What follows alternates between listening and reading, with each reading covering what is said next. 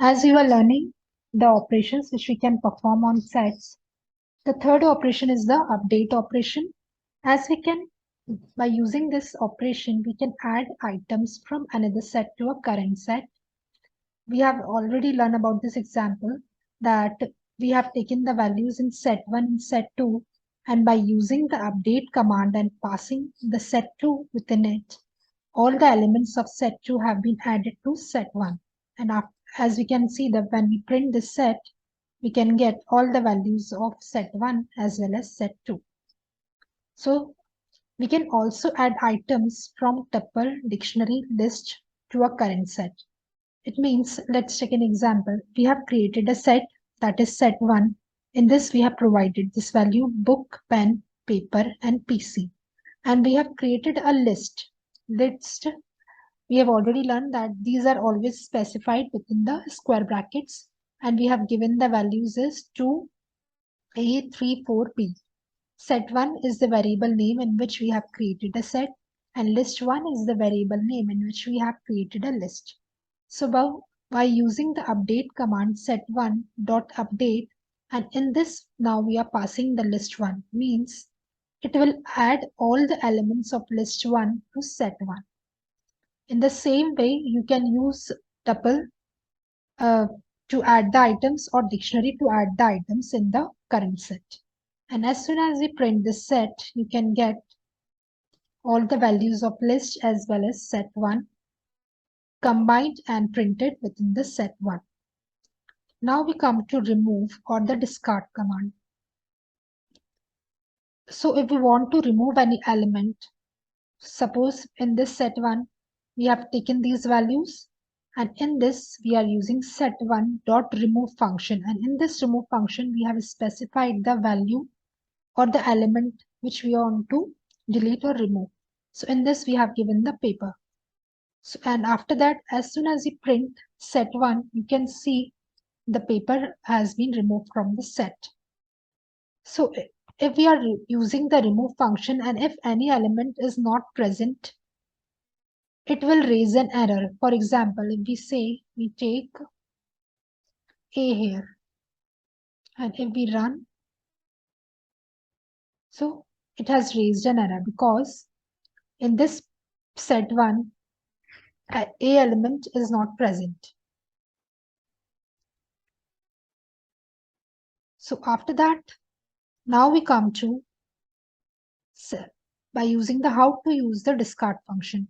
Suppose in set 2 we have pencil, 10 and computer, all these values, and we are using the discard function with the set2 dot discard, and in this we are passing the value 10. And after that, when we are running this print set2, it has removed or discarded the 10 value. But if the element, as you can see, that if we are giving any element with the remove function which is not present, it is raising an error. But if the element is not present and you are using the discard function, it will not raise any error.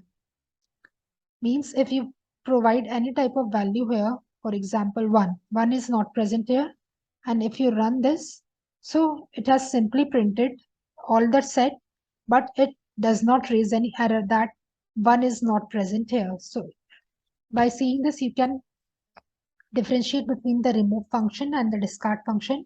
Remove function raises an error if the element is not present, and discard function does not raise any error. It simply prints the set values which are present. Apart from remove and discard, you can also use the pop method, but by using the pop method, it will remove the last element, only the last element which is present in the set. So for that, you should know what is the last element or value that is present in your set. You can also use the clear method that will empty the set. It will simply just remove all the items from the set and just create a empty set. So these are some of the functions which we have used: add, access items, how to add a function, how to update, and how to remove how to use the remove function or the discard function, what is the difference between both of them, what the pop function will do, and what the clear function will do. After that, we are moving towards the next data set, that is the data type, you can say dictionary. So dictionaries are used to store the data values in key value pair. A dictionary is a collection. The properties of dictionary are it is ordered, changeable, and do not allow duplicate values. Duplicates are not allowed, but the values will overwrite. And dictionaries are always written within the curly brackets. Dictionary is ordered means in the format you give, provide the values in dictionary, it will print in that form only. It is changeable. You can add or remove the items once you have created the dictionary, but it do not allow the duplicates. Rather than that, it will overwrite it. And always written within the curly brackets. We can see the first example. In this, we have taken a D1 as a variable name. Dictionary, we are creating a dictionary named as D1. And in this, we are providing within the curly bracket name. Name is the key here and its value is John. Dictionaries are in the same way as we use the Oxford dictionary type.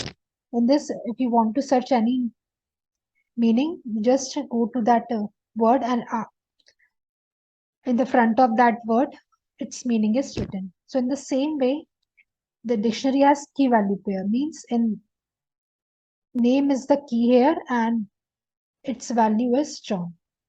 Similarly, age is the key here and its value is 10, and class is the key here where its value is 1. And if we print this dictionary, it will print in the same order as you have created it. For example, name is John, age 10, and class 1.